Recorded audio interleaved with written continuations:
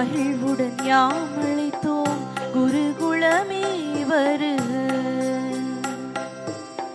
மங்கள ஒளியுடன் மகிழ்வுடன் யாமழைத்தோம் குருகுலமே வருக.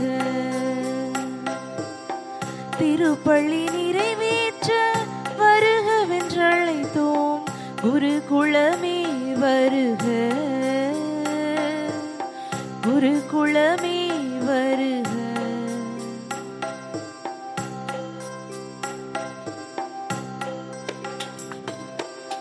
மங்கள ஒளியுடன் மகிழ்வுடன் யாமழைத்தோம் இறை மக்களே வருக.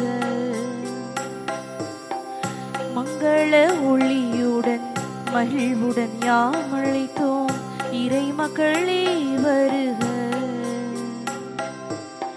இறையாசிர் பெறவே வருகவென்றழைத்தோம் இறை மக்களே வருக. இறை மக்களே வருக.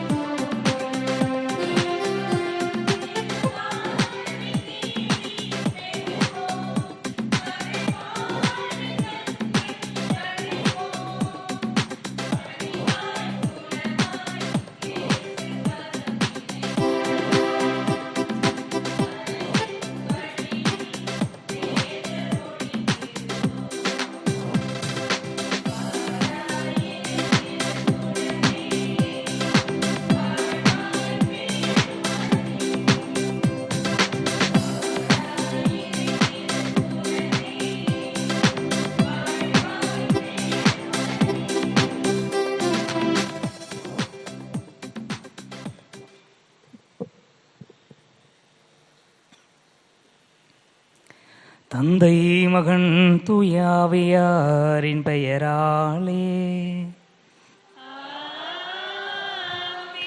நம் ஆண்டவராக இயேசு கிறிஸ்துவின் அருளும் கடவுளின் அன்பும் தூயாவியாரின் நட்புறவும் உங்கள் அனைவரோடும் இருப்பதாக.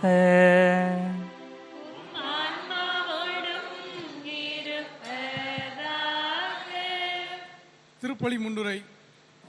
நமது பாதுகாவலரின் 6ஆம் நவநாள் நிறைவேற்றி வந்திருக்கும் அன்பு அருட்திரு எட்வின் அடிகளார், அருட்திரு ஜான் கெனடி, காட்சன் கெனடி அடிகளார் மற்றும் நமது பாசமிகு பங்குத்தந்தை எஸ்.எம். வரல்ராஜ் அடிகளார் அவர்களையும் சலேத் மாதா அன்பியத்தார் பங்கு மக்கள் இறைமக்கள் சார்பாக வருக என வரவேற்று மகிழ்ச்சி கொள்கிறோம். இன்றைய நவநாளில் நமக்கு இறை சிந்தனையாக இன்று தேவையான உணவை எங்களுக்கு தாரும் என்ற சிந்தனையின்படியும் முதல் வாசகம் சீனாய் மலையில் மோசே என்ற தலைப்பிலும், 2ஆம் வாசகம் 7 முத்திரைகளின் சுருளேடு என்ற பற்றியும் நமக்கு எடுத்துரைக்கிறது என்ற சிந்தனையை கருத்தில் கொண்டு இணைவோம் இந்த கல்வாரி திருப்பலியில். ஆண்டவர் இயேசுவில் அன்பிற்குரிய சகோதர சகோதரிகளே, உலக மீட்பருடைய 6வது நாள் திருவிழாவிலே நாம் கூடியிருக்கிறோம். இன்றைய நாளில் வருகை தந்து நமக்காக திருப்பலி நிறைவேற்றி இறை ஆசிரியரை பெற வந்திருக்கிற வேலாதபுரம் பங்கு தந்தை அருள் தந்தை எட்வின் அடிகளார் அவர்களையும் நம்முடைய அன்பு உறவினர் அருள் தந்தை காட்சன் அவர்களையும் அன்போடு கரவொலி எழுப்பி வருக வருக என நாம் வரவேற்கிறோம். கடவுளுடைய அருள் ஆசி நமக்கு நிரம்ப கிடைக்கவும் தேவையான காரியங்களை இந்த திருப்பலி வழியாக ஆண்டவர் நமக்கு தரும்படியாய் நாம் பெற்றுக்கொள்ளும்படியாய் ஜெபிப்பதற்காக இந்த நாளிலே நாம் கூடி வந்திருக்கிறோம். இன்றைய திருப்பலியானது இந்த நாளை சிறப்பு செய்கிற சலேத் மாதா அன்பியத்தைச் சேர்ந்த அனைத்து குடும்ப கருத்துக்கள் நிறைவேறும்படியாகவும் நினைத்த காரியம் கைகூடும்படியாகவும், மேலும் திருவாளர் ஜார்லஸ் மரிய வாக்கியம் உடைய குடும்ப கருத்துக்களுக்காகவும் பிள்ளைகளுடைய நலனுக்காகவும், மேலும் திருவாளர் நசரேன் மாலா உடைய குடும்பத்திற்கு இறைவன் செய்த நன்மைகளுக்கு நன்றியாக,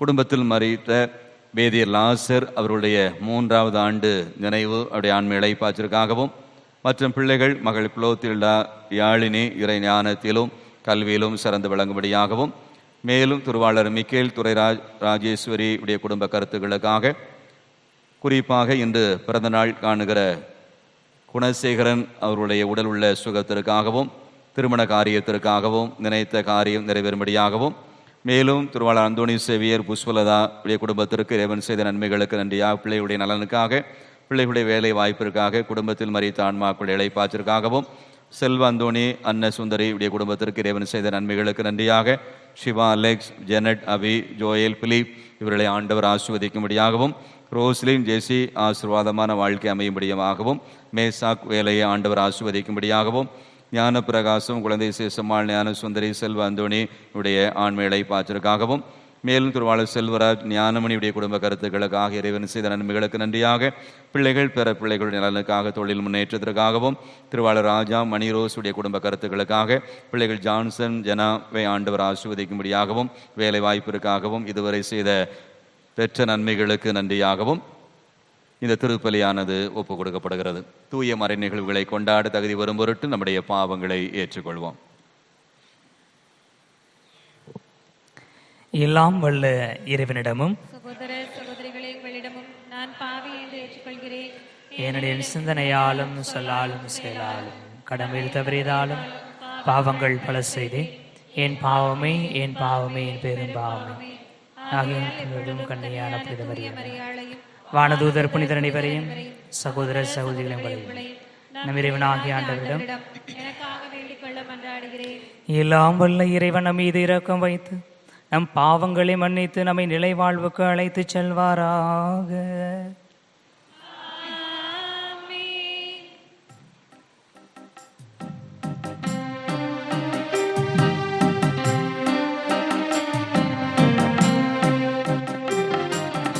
ஆண்டவரே இரக்கமாயிரும். ஆண்டவரே இரக்கமாயிரும். கிறிஸ்துவே இரக்கமாயிரும். கிறிஸ்துவே இரக்கமாயிரும். ஆண்டவரே இரக்கமாயிரும். ஆண்டவரே இரக்கமாயிரும்.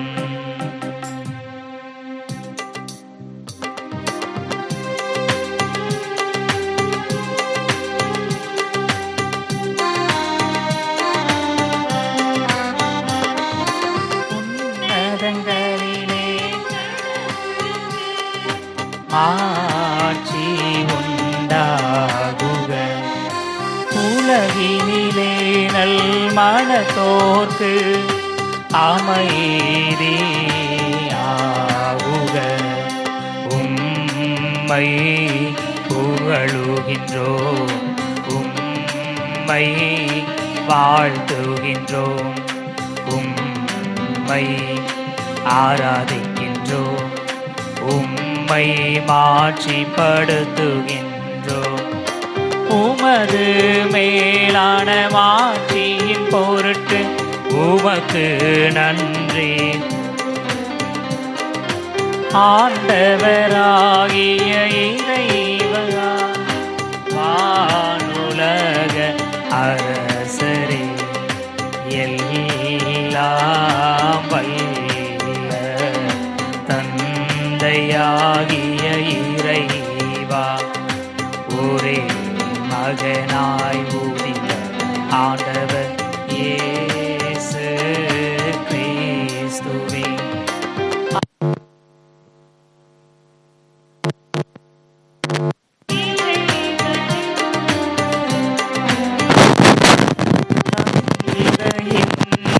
திருமகனே, தந்தையின் திருமகனே, உலகின் பாவங்களை போக்குபவரே,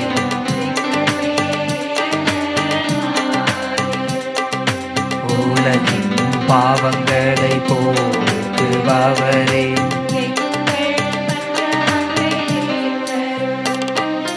தந்தையின் வலப்பக்கம் வீற்றிருப்பவரே,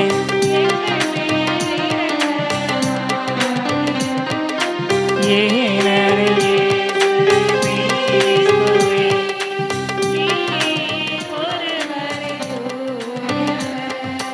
நீர் ஒருவரே ஆண்டவர், நீர் ஒருவரே உன்னதர்.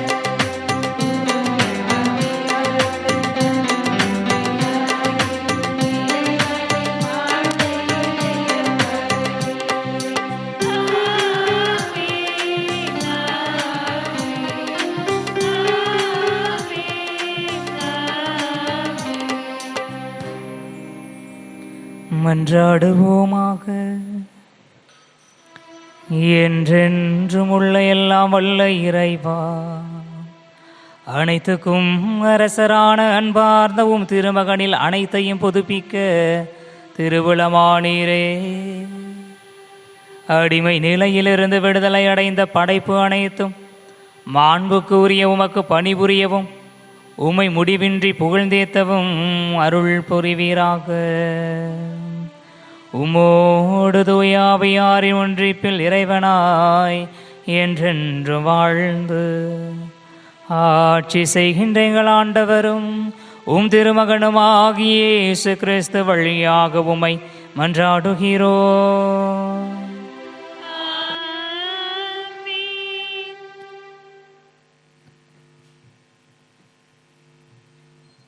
முதல் வாசக முன்னுரை. இன்றைய முதல் வாசகமானது விடுதலை பயண நூலிலிருந்து எடுக்கப்பட்டுள்ளது. சீனாய் மலை மேல் மோசேயிடம் இஸ்ரேல் மக்களுக்காக ஆண்டவர் எழுதியுள்ள சட்ட திட்டங்கள் அடங்கிய கற்பலகைகளை அளிக்க அழைக்கும் வாசகத்திற்கு செவிமடுப்போம்.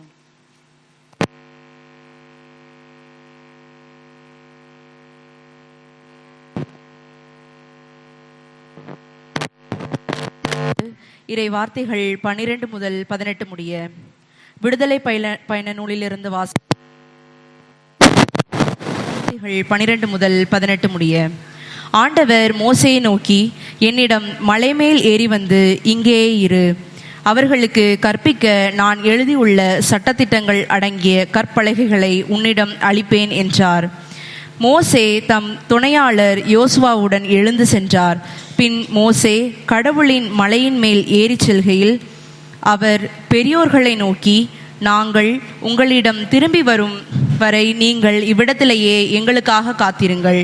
இதோ ஆரோனும் கூரும் உங்களோடு இருக்கிறார்கள். வழக்கு ஏதும் இருப்பவன் அவர்களை அணுகட்டும் என்றார். பின்னர் மோசே மலைமேல் ஏறிச் செல்ல ஒரு மேகம் மலையை மூடிற்று. ஆண்டவரின் மாட்சி சீனாய் மலை மேல் தங்கிற்று. மேகம் மலையை 6 நாட்களாக மூடியிருந்தது. 7ஆம் நாள் அவர் மேகத்தின் நடுவே நின்று மோசேயை அழைத்தார்.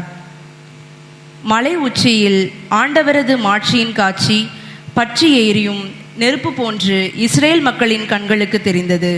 மோசே மேகத்தின் இடையே புகுந்து மலை மேல் ஏறிச் சென்றார். மோசே மலையில் 40 பகலும் 40 இரவும் தங்கியிருந்தார். ஆண்டவர் வழங்கும் அருள்வாக்கு.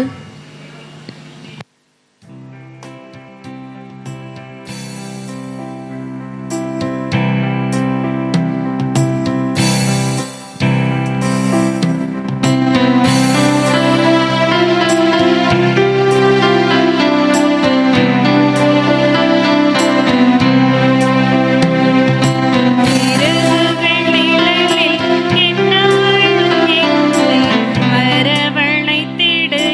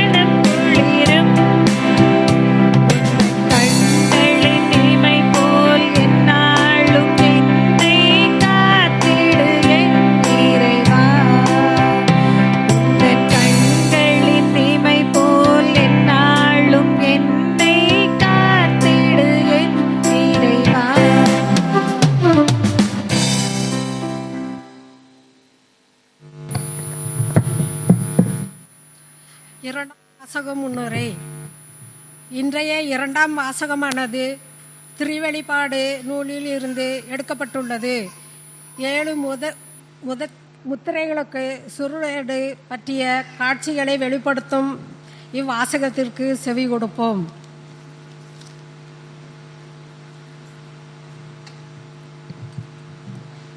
இரண்டாம் வாசகம். திருவழிபாடு நூலிலிருந்து வாசகம். அதிகாரம் 4 வசனம் 1 முதல் 11 முடிய. திருவழிபாடு நூலிலிருந்து வாசகம். அதிகாரம் 4 வசனம் 1 முதல் 11 வரை. நான் ஒரு காட்சி கண்டேன். விண்ணகத்தில் ஒரு கதவு திறந்திருந்தது. நான் முதலில் கேட்ட அதே குரல் எக்காலம் போல முழங்கியது, இவ்விடத்திற்கு ஏறி வா, இனி நடக்க வேண்டியதை உனக்கு காட்டுவேன் என்றது. உடனே தூய ஆவி என்னை ஆட்கொண்டது. விண்ணகத்தில் அரியணையை ஒன்று இருந்தது. அதில் ஒருவர் வீற்றிருந்தார். அவரது தோற்றம் படிக்கொள்ளு போலும் மாணிக்கம் போலும் இருந்தது. மரகதம் போன்ற வானவில் அந்த அரியணையை சூழ்ந்திருந்தது. அரியணை சுற்றி 24 அரியணைகள் போடப்பட்டிருந்தன. அவற்றில் 24 மூப்பர்கள் வீற்றிருந்தார்கள். அவர்கள் வெண்ணாடை அணிந்திருந்தார்கள். தலையில் பொன்முடி சூடியிருந்தார்கள். அரியணையில் இருந்து மின்னலும் பெயரிரைச்சலும் இடி முழக்கமும் கிளம்பின. அரியணையின் முன் 7 தீவன தொட்டிகள் எரிந்து கொண்டிருந்தன. அவை கடவுளின் 7 ஆவிகளே. அரியணையின் முன் பங்களியொத்த கண்ணாடி கடல் போன்ற ஒன்று தென்பட்டது. நடுவில் அரியணையை சுற்றிலும் 4 உயிர்கள் காணப்பட்டன. முன்புறமும் பின்புறமும் அவற்றிற்கு கண்கள் இருந்தன. அவ்வுயிர்களுள் முதலாவது சிங்கம் போலும், 2வது இளங்காளை போலும் தோன்றின. 3வது மனித முகம் இருந்தது. 4வது பறக்கும் கழுகை ஒன்றிருந்தது. இந்நான்கு உயிர்கள் ஒவ்வொன்றிற்கும் 6 சிறகுகள் இருந்தன. உள்ளும் புறமும் கண்கள் திறந்திருந்தன. தூயவர் தூயவர் தூயவர், எல்லாம் வல்ல கடவுளாகிய ஆண்டவர், இருந்தவரும் இருக்கின்றவரும் வரவிருக்கின்றவரும் இவரே என்று அவ்வுயிர்கள் அல்லும் பகலும் இடையிறாது பாடிக்கொண்டிருந்தன. அரியணையில் வீற்றிருப்பவரை, என்றென்றும் வாழ்பவரை அவை போற்றி புகழ்ந்து அவருக்கு நன்றி செலுத்திய போதெல்லாம் 24 மூப்பர்களும் அரியணையில் வீற்றிருந்தவரும் முன் விழுந்து என்றென்றும் வாழ்கின்ற அவரை வணங்கினார்கள். தங்கள் பொன்முடிகளை அரியணையின் முன் வைத்து, எங்கள் ஆண்டவரை, எங்கள் கடவுளை, மாட்சியும் மாண்பும் வல்லமையும் பெற நீர் தகுதி பெற்றவர், ஏனெனில் அனைத்தையும் படைத்தவர் நீரை, உமது திருவுளப்படியே அவை உண்டாயின, படைக்கப்பட்டன என்று பாடினார்கள். ஆண்டவர் வழங்கும் அருள்வாக்கு.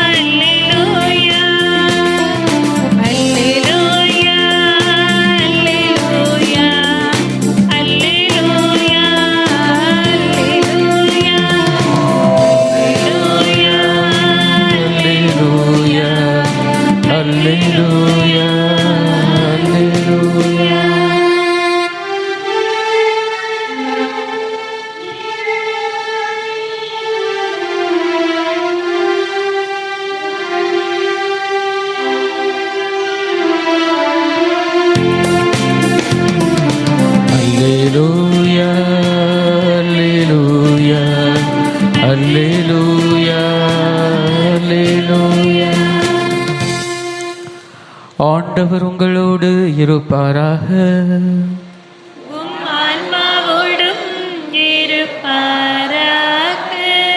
மத்தேயு எழுதிய புனித நற்செய்தியிலிருந்து வாசகம். ஆண்டவரே மாட்சி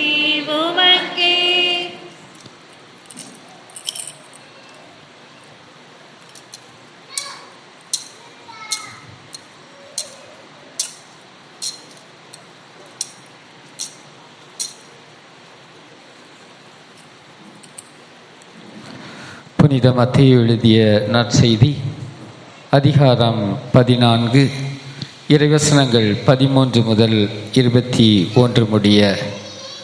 புனித மத்தேயு எழுதிய நற்செய்தி அதிகாரம் 14 இறைவசனங்கள் 13 முதல் 21 முடிய.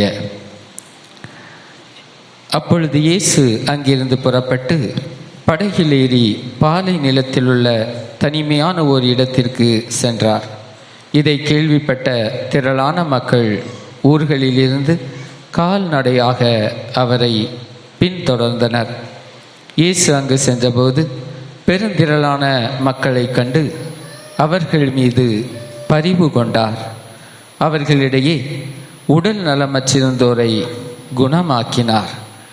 மாலையானபோது சீடர் அவரிடம் வந்து, இவ்விடம் பாலை நிலம் ஆயிற்றே, நேரமும் ஆகிவிட்டது, ஊர்களுக்கு சென்று தங்களுக்கு தேவையான உணவு வாங்கி கொள்ள மக்கள் கூட்டத்தை அனுப்பிவிடும் என்றனர். இயேசு அவர்களிடம், அவர்கள் செல்ல வேண்டியது இல்லை, நீங்களே அவர்களுக்கு உணவு கொடுங்கள் என்றார். ஆனால் அவர்கள் அவரை பார்த்து, எங்களிடம் இங்கே 5 அப்பங்களும் 2 மீன்களும் தவிர வேறு எதுவும் இல்லை என்றார். அவர் அவற்றை என்னிடம் இங்கே கொண்டு வாருங்கள் என்றார். மக்களை புல் தரையில் அமருமாறு ஆணையிட்டார். அவர் அந்த 5 அப்பங்களையும் 2 மீன்களையும் எடுத்து வானத்தை அண்ணாந்து பார்த்து கடவுளை போற்றி அப்பங்களை பிட்டு சீடர்களிடம் கொடுத்தார்.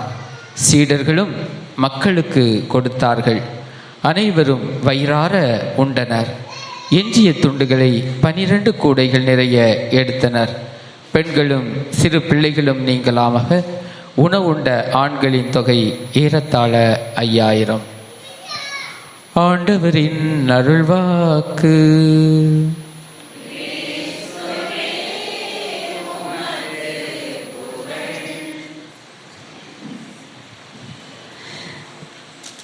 இயேசுவில் இனியவர்களே, பாதுகாவலர் உலக மீட்பர் கிறிஸ்து ராஜாவுடைய திருவிழாவை பெருமகிழ்வோடு கொண்டாடி கொண்டிருக்கிறோம்.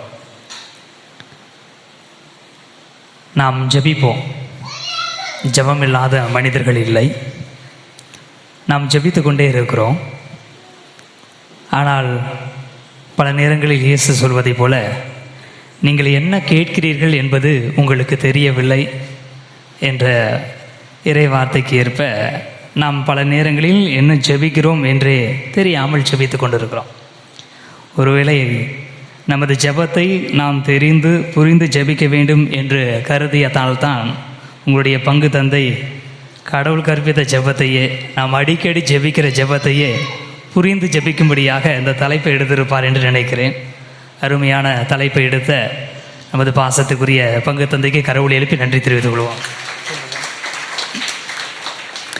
இனி அவர்களே, இன்றைய நாளில் நமக்கு கொடுக்கப்படுகிற சிந்தனை, இன்று தேவையான உணவை எங்களுக்கு தார். மீண்டும் ஒருவரை சத்தமாக எல்லாரும் சேர்ந்து சொல்லலாமா? நான் வந்தோன்னே ஃபாதர்கிட்ட கேட்டேன், சாமி ஒரு பூசை 5 பிரசங்கமா அப்படின்னு கேட்டேன். 5 வார்த்தைக்கும் 5 பிரசங்கம் வைக்கலாம். அவ்வளோ அருமையான வார்த்தைகள். ஒவ்வொரு வார்த்தைக்குமே நம்ம ஒரு பெரிய மறையுரை ஆற்றலாம். ஒவ்வொரு வார்த்தைகளையும் யோசித்து பாருங்கள். இன்று தேவையான உணவை எங்களுக்கு தாரு. இனி இவர்களே, ஒவ்வொரு வார்த்தையை யோசித்து பார்த்தாலே மணிக்கணக்காக பேசலாம். ஒவ்வொரு வார்த்தையிலும் இருக்கிற அழுத்தத்தை, ஆழத்தை பாருங்கள். முதல் வார்த்தை என்ன? இன்று. நம்மளுக்கு மிக முக்கியமான தேவையான ஒரு வார்த்தை. மனிதர்கள் நாம் வாழ்ந்து கொண்டு இருக்கிறோம். வாழ்வதற்கு தான் ஆசைப்படுகிறோம். ஆனால் வாழ்கிறோமா? இல்லை. வாழ்கிறதுனா என்ன? இன்னைக்கு இந்த வாழ்க்கையை வாழ்கிறோம். பல நேரங்களில் நாம் ஒன்று பழைய காலத்திலே தங்கி விடுகிறோம். நேற்றைய நாள் அது நடந்துச்சு, போன வருஷம் அது நடந்துச்சு, போன வருஷத்துக்கு முந்தின வருஷம் அந்த திருவிழாவில் யார் என்னை பற்றி திட்டுனா, இந்த திருவிழாவில் என்ன நடந்துச்சு என்று சொல்லி கடந்த காலத்திலே தங்கி விடுகிறோம். இல்லை என்றால் எதிர்காலத்துக்கு போயிடுறோம். நாளைக்கு என்ன பண்ணுறது, நாளை மறுநாள் என்ன பண்ணுறது, பிள்ளைக்கு டியூஷன் ஃபீஸ் கட்டணும், பிள்ளைக்கு ஃபீஸ் கட்டணும், அந்த டீச்சருக்கு ஹோம்ஒர்க் சொல்லியிருக்காங்க, எழுதிட்டு போகலன்னா அடிப்பாங்க, இன்றைக்கி மழை வந்துச்சு லீவுனா இன்றைக்குள்ள பாடத்தை சேர்த்து நாளைக்கு நடத்தணும், ஒரு நாள் லீவு விட்டாச்சுன்னா இந்த 210 நாளை எப்படி முடிக்கிறது, நாளைக்கு போயிருந்தோம். அன்றைக்குள்ள வாழ்க்கை வாழ்கிறோமா? நம்ம வாழ்கிறதே இல்லை. இனியவர்களே, கடவுளிடமிருந்து இந்த பண்பை நாம் கற்றுக்கொள்ள வேண்டியிருக்கிறது. கடவுள் நேற்றைய நாளில் தங்குபவரும் அல்ல, நாளைய நாளிற்கு செல்பவரும் அல்ல. அவர் அந்த நாளில் உறைபவர், அவர் அந்த நாளில் இருப்பவர். எனவே தான் மோசே கடவுளிடம் கேட்கிறார், உமது பெயர் என்ன? உமது பெயரை கேட்டால் நான் என்ன சொல்ல வேண்டும் என்று கேட்கிறார். அப்பொழுது கடவுள் சொல்கிறார், விடுதலை பயணம் 3ஆம் அதிகாரம் 14வது இறைவார்த்தை, இருக்கின்றவராக இருக்கின்றவர் நானே. I am who I am. இலக்கணத்தில் உள்ள விதிமுறை என்ன? அது நிகழ்காலம், பிரசன்ட் டென்ஸ். கடவுள் நேற்றைய நாளில் இருந்தவர் அல்ல, நாளைய நாளில் இருக்க போகிறவர் அல்ல, இன்றைய நாளில் வாழ்கிறவர். எனவே தான் இயேசு கிறிஸ்துவிடம் ஒரு கேள்வி கேட்பார்கள். ஒருவருக்கு 7 சகோதரர்கள் இருந்தார்கள், ஒரு மனைவி. அந்த ஒவ்வொரு சகோதரர் இறந்த பிறகு அவருக்கு என்ன நடக்கும் அப்படின்னு கேட்க முடிச்சு, உங்களுக்கு மறைநூல் தெரியவில்லை. அவர் இறந்தோரின் கடவுள் அல்ல, வாழ்வோரின் கடவுள். அந்த கடவுளை பற்றி என்ன சொல்றாங்க? ஆபிரகாமின் கடவுள், ஈசாக்கின் கடவுள், யாக்கோபின் கடவுள். அவங்களாம் பழைய காலத்தை சேர்ந்தவங்களா, இந்த காலத்தில் இருக்கிறவங்களா? நம்மளை பொறுத்தவரையில் அவங்களாம் பழைய காலத்தை சேர்ந்தவர்கள், அவங்களாம் பழைய ஏற்பாடு. ஆனால் இயேசு கிறிஸ்து என்ன சொல்கிறார்? அவர் இறந்தோரின் கடவுள் அல்ல, வாழ்கிறவர்களின் கடவுள், நிகழ்கால கடவுள். இனியவர்களே, கடவுளிடம் சென்று ஆண்டவரே எனக்கு சந்தோஷத்தை கொடு, அமைதியை கொடு, மகிழ்ச்சியை கொடு, நிம்மதியை கொடு நம்ம கேட்குறோம். ஏன் கேட்குறோம்? கடவுள்கிட்ட தான் அது இருக்குது. ஏன் கடவுள்கிட்ட மட்டும் மகிழ்ச்சி இருக்குது, கடவுள்கிட்ட மட்டும் அமைதி இருக்குது, கடவுள்கிட்ட மட்டும் நிம்மதி இருக்குது? ஏன்னா அவர் கடந்த காலத்தை பிடிச்சிட்டு இருக்கல, நிகழ்காலத்தை பற்றி கவலைப்படலை. இன்னைக்கு இந்த சூழ்நிலை என்ன, அதை பார்த்துட்டு போய்கிட்டே இருக்கிறார். அதனால்தான் அவர் மகிழ்வின் கடவுள், அதனால்தான் அவர் ஆசீர்வாதத்தின் கடவுள். நம்மளை அப்படி வாழ்ந்து விட முடியாது. இனி இவர்களே, நமக்கு எதிராக ஒருத்தர் தப்பு பண்ணிட்டாரு, பாவம் பண்ணிட்டார், விடுங்க, ஒரு கெட்ட வார்த்தை பேசிட்டார், நம்மளால என்ன செய்ய முடியும்? ஏற்றுக்கிட முடியுமா? அவர் ஒரு நேரம் சொல்லியிருப்பார், என்னை பார்த்து என்ன வார்த்தை சொல்லிட்டான்னு சொல்லி நம்ம தினந்தரம் சொல்லிட்டு இருப்போம், அப்படித்தானா? ஆனால் கடவுளுக்கு எதிராக நம்ம எவ்வளோ பாவம் செய்கிறோம். கடவுள் என்னைக்காவது நினைச்சு பார்க்குறாரா? திருப்பாடல் சொல்கிறது, நீர் என் குற்றங்களை மனதில் கொண்டிருந்தால் யார்தான் நிலைத்து நிற்க முடியும்? நீரோ மன்னிப்பு அளிப்பவர். யாரால் மன்னிக்க முடியும்? கடந்ததை யாரால நினைச்சு பார்க்க முடியலையோ அவங்களால மன்னிக்க முடியும். கடந்த காலத்தில் சொல்லப்பட்ட வார்த்தைகளை நினைச்சு பார்க்குறவங்களால மன்னிக்க முடியாது. ஏன்னா அந்த வார்த்தையை அவங்க தூக்கிட்டு இருக்கிறாங்க. அது முடிஞ்சு போச்சு அப்படின்னு நினைக்கிறதால ஈஸியாக மன்னிக்க முடியும். கடவுள் நம்மை மன்னிக்கிறார் என்றால் அவர் நம்முடைய கடந்த காலத்தை தூக்கி கொண்டு அலையவில்லை. உங்களுடைய பாவங்களை என்னுடைய முதுகுக்கு பின்னால் எரிந்து விட்டேன், அதை ஒருபோதும் நான் திரும்பி பார்ப்பதில்லை. எனவே இன்று அப்படிங்கிற வார்த்தை கடவுளுடைய வார்த்தை, அது கடவுளுக்கான வார்த்தை, கடவுளுக்கான வாழ்க்கை. இன்று வாழுங்கள். இயேசு கிறிஸ்து மிக தெளிவாக சொல்கிறார், நாளைய நாளை குறித்து நீங்கள் கவலைப்பட வேண்டாம், நாளைய நாள் நாளைக்குள்ள பிரச்சனையை பார்த்துக்கலாம், இன்று உள்ள விஷயத்தை பாருங்க, இன்னைக்கு என்ன விஷயம் அதை பாருங்க. எனவே கடவுளுடைய தன்மையில் நாம் வாழ வேண்டும் என்று விருப்பப்படுவோம் என்று சொன்னால் இன்று இந்த நொடியை வாழ்வதுதான் கடவுளுக்கு ஏற்ப வாழை. இரண்டாவது காரியம், தேவையான மிக முக்கியமான அடிப்படையான ஒரு காரியம், தேவையான உணவு அல்லது தேவையான. இப்போ நம்மக்கிட்ட தேவையான விஷயங்கள் இருக்குதா? ஒரு நிமிஷம் யோசிச்சு பாருங்களேன். நம்மகிட்ட எவ்வளோ ட்ரெஸ் இருக்கும், நம்மகிட்ட எவ்வளோ செல்வங்கள் இருக்குது, அப்படிலாம் யோசித்து பார்த்தோம்னா நம்முடைய தேவையே கடந்ததாக இருக்கும். நம்ம எல்லாருமே சம்பாதிக்கிறோம், எல்லாருமே பொருளை தேடி கொண்டு போகிறோம், தவறு இல்லை, பாவம் கிடையாது. பொருள் தேவை, பொருள் இல்லாருக்கு இவ்வுலகம் இல்லை, அதனால் பொருள் தேவை. ஆனால் பொருளுக்கு முன்னாடி ஓடி ஓடி தேடி தேடி சம்பாதிச்சுக்கிட்டே இருக்கிறோம். பூசை நடக்குது, ஒரு வேலை செஞ்சால் 10,000 ரூபா கிடைக்கும், எங்கே போவோம்? நாளைக்கு பூசையை பார்த்துக்கலாம், இந்த 10,000 ரூபா இன்றைக்கி விட்டால் கிடைக்காது, அப்படி தானா? 10,000 ரூபா தேவை, எதுக்கு தேவை? நாளைய நாளுக்கு தேவை. இன்றைய நாளைக்குடைய தேவை இருக்குதா? அதுக்கு கையில் காசு இருக்குது. ஆனால் நாம் சேர்ப்பது எல்லாமே அடுத்த நாளுக்காக, எதிர்காலத்திற்காக. எதிர்காலத்தில் ஏதாவது நடந்துருமோ என்கிற அச்சத்தினால் நினைச்சுக்கிறோம், சேர்த்துக்கிட்டு இருக்கோம். எனக்கு சேர்க்குறேன், என்னுடைய மனைவிக்கு சேர்க்குறேன், என்னுடைய பிள்ளைகளுக்கு சேர்க்குறேன், அவங்களுடைய பிள்ளைகளுக்கு சேர்க்குறேன். யாருமே தங்களுடைய வாழ்க்கையை பார்த்துக்கொள்வதற்கு பொருள் போதுமா இருக்கா, வச்சுக்குவோம், இன்னொருத்தரை கொடுத்துருவோமே அப்படிங்கிற மனநிலையில கொண்டு இருப்பதில்லை. தேவையான பொருட்களை வைத்துக் கொள்வதை விட தேவைக்கு மிகுதியாக வச்சுக்கிறோம். இனி இவர்களே, நீதிமொழிகள் 30வது அதிகாரம் 8வது இறை வார்த்தை. ஒருவர் கடவுளிடம் மிக அருமையாக ஒரு ஜெபத்தை வைக்கிறார். யாராவது ஒருத்தர் வாசிங்களேன். நீதிமொழிகள் 30ஆம் அதிகாரம் 8வது இறை வார்த்தை. வஞ்சகமும் பொய்யும் என்னை விட்டு அகல்வனவாக, எனக்கு செல்வம் வேண்டாம், வறுமையும் வேண்டாம், எனக்கு தேவையான உணவை மட்டும் தாரும். எதுக்கு? அடுத்த வார்த்தை, எனக்கு எல்லாம் இருந்தால் உம்மை எனக்கு தெரியாது என்று மறுதலிக்க கூடும். அடுத்து, எனக்கு தேவைக்கு மிகுதியாக இருந்துச்சுன்னா ஆண்டவரை கண்டது யார் என்று கேட்க தோன்றும். அடுத்து, எனக்கு வறுமை இட்டா, எனக்கு ஒன்றுமே இல்லைன்னா நான் திருடனாக மாறி உமது பெயருக்கு களங்கம் விளைவிக்க முடியும். இனி இவர்கள் எவ்வளோ அற்புதமான ஜெபம் பாருங்க. நீதிமொழிகள் சொல்லுகிறது, ஆண்டவரே எனக்கு செல்வங்களும் வேண்டாம், வறுமையும் வேண்டாம், தேவையான உணவை கொடு. எதுக்கு தேவைன்னா, அந்த தேவையை மிஞ்சிருச்சுன்னா எவ்வளவு பெரிய பிரச்சனை. என்கிட்ட செல்வங்கள் வந்துருச்சு. இப்போ நம்மலாம் வாழ்க்கையில் யோசிச்சு பாருங்க, நம்ம கஷ்டப்பட்ட காலத்தில் கோயிலே கதின்னு கிடப்போம். எந்த காரியத்தை செஞ்சாலும் ஆண்டவனே நீ தான், ஆண்டவனே நீ தான், ஒன்றை தவிர ஒன்றுமே இல்லைன்னு ஆரம்பிச்சிருப்போம். கையில் கொஞ்சம் காசு வந்துருச்சுன்னா என்ன செய்வோம்? அந்த காசை பெருக்கிறது என்ன செஞ்சு பார்ப்போமே தவிர அந்த காசை கொடுத்த ஆண்டவரை யோசிச்சு பார்ப்போமா? எண்ணங்கள் குறைந்து கொண்டே போகும். அதனால தான் மிக தெளிவாக சொல்கிறார், எனக்கு செல்வங்கள் அதிகமாகிருச்சுன்னா ஆண்டவர் பார்த்தது யாரு? நான் என் கையால் வேலை செஞ்சு நான் சம்பாதிச்சேன், நான் சேர்த்த சொத்து, கடவுள்கிட்ட போய் எனக்கு என்ன கிடைக்க போகுது என்று சொல்லி என்ன செய்வோம்? கடவுளை மறுதலிக்க நேரிடும். ஒருவேளை என் கையில் காசே இல்லைன்னா நான் அந்த காசை சம்பாதிக்கிறதுக்காக திருடனாக கூட மாறதுக்கு நேரிடும். பசி வந்தா 10ம் பறந்துடும். அதில் கருப்பு ஒழுக்கம் எல்லாமே சேர்ந்துருக்கு. அப்போ ஒரு திருடனாக மாறி உமது பெயருக்கு களங்கம் விளைவிக்க நேரிடும். அதனால ஆண்டவரே எனக்கு அதிகமாகவும் வேண்டாம், குறையாம வேண்டாம், எனக்கு என்ன தேவையோ அதை கொடு. நமக்கெல்லாம் நல்லா தெரிஞ்ச ஒரு பழமொழி உண்டு, அளவுக்கு மிஞ்சினா அமுதமும் நஞ்சு. விடுதலை பயணத்திலே ஒரு நிகழ்வு இருக்கிறது. 16வது அதிகாரத்தில் நாம் பார்க்கிறோம். இஸ்ரேல் மக்கள் பாலை நிலத்தில் பயணப்பட்டு போகிறார்கள். போகிற வழியில் அவங்களுக்கு பசி எடுக்குது. எங்களுக்கு சாப்பாடு வேணும்னு கேட்கல, நல்ல சாப்பாடு வேணும். எகிப்தில் நாங்கள் எவ்வளோ சுவையாக சாப்பிட்டோம், இந்த பாலை நிலத்தில் எங்களுக்கு ஒன்றுமே இல்லையே, சாப்பாடே இல்லையே அப்படின்னு சொல்லி அவங்க புலம்புகிறார்கள். அப்போ கடவுள் என்ன சொல்லுகிறார்? மோசேயிடம் சொல்லுகிறார், இதோ நான் வானத்திலிருந்து அப்பம் பொழிய போகிறேன், மழை போல உங்களுக்கான உணவு வரும். எல்லாரும் காலையில் போய் என்ன செய்யுங்க?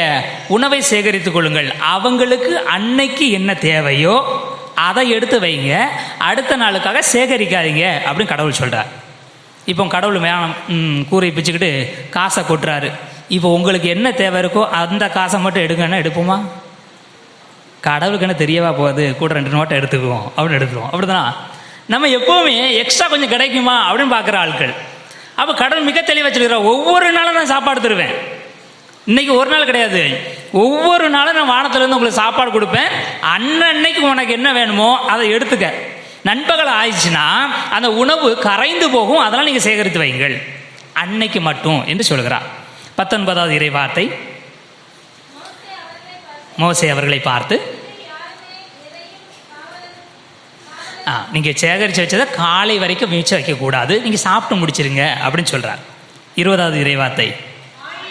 ஆயினும் மோசேக்கு கீழ்ப்படியாமல் ஒரு சிலர் காலை வரை அதை மீதி வைத்தனர், அது புழுவடித்து நாற்றம் அடித்தது. இனி அவர்களே, நமக்கு தேவைக்கு மிகுதியா போயிடுச்சுன்னா அது புழு அடிச்சு நாத்தம் அடிக்க ஆரம்பிச்சிடும். நம்ம தேவைக்கு அதிகமாக எது வச்சாலும் அதுதான், உணவுப் பொருள் மட்டும் கிடையாது. இப்போ உங்களுக்கு தேவைக்கு அதிகமாக செல்வம் இருக்குது, ரொம்ப எளிதாக புரிஞ்சுக்குமே. ஒரு காலகட்டத்தில் இந்த ஆர்ஓ வாட்டர்லாம் கிடையாது, வாட்டர் பாட்டிலும் கிடையாது, அப்படி தானே? பைப்பு தண்ணி இல்லைன்னா ஆற்று தண்ணி தான் இருந்துச்சு. அதை சுத்திகரிக்கிறதுக்குன்னு ஒரு மிஷின்லாம் கிடையாது. அப்போ யாராவது தண்ணி கேட்டு வந்தால் நீங்கள் எப்படி கொடுப்பீங்க? கொடுத்துருக்கிய தானே?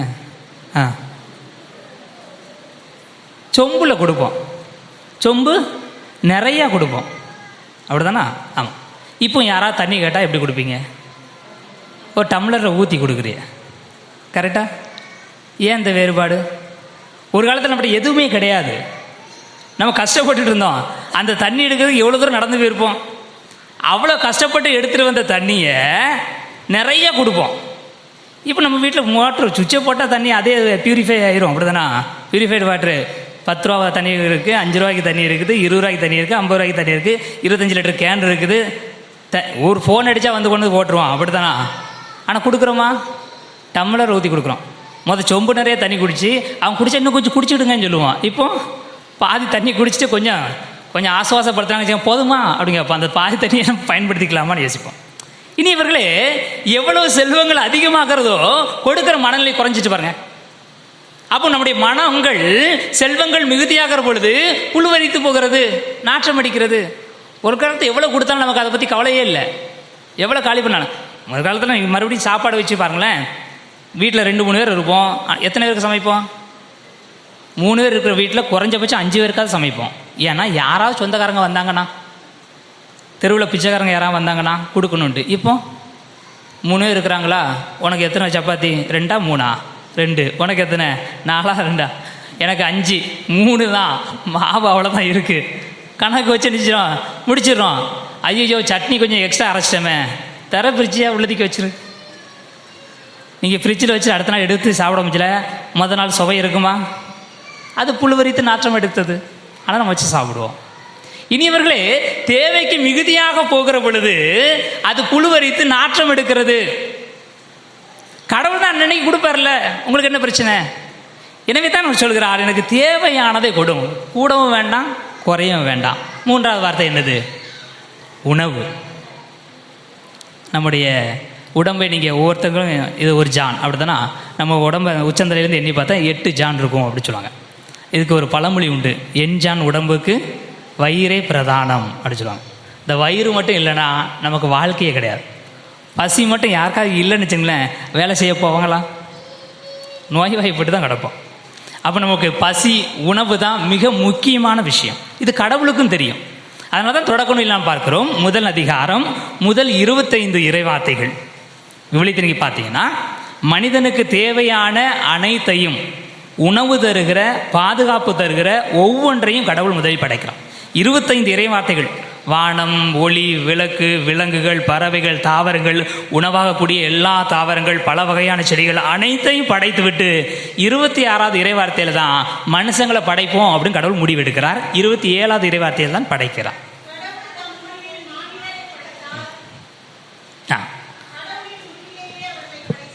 ஆணும் பெண்ணுமாக அவர்களை படைத்தார். அப்போ 27வது இறைவார்த்தையில் தான் கடவுள் மனிதரை படைக்கிறார். அதுக்கு முன்னாடி அவனுக்கு பசிச்சா என்ன செய்வான்? சாப்பாடுறதுக்கு பழமரங்களை வச்சுக்க, விலங்குகளை படைச்சிக்க, தாவரங்களை படைச்சிக்க.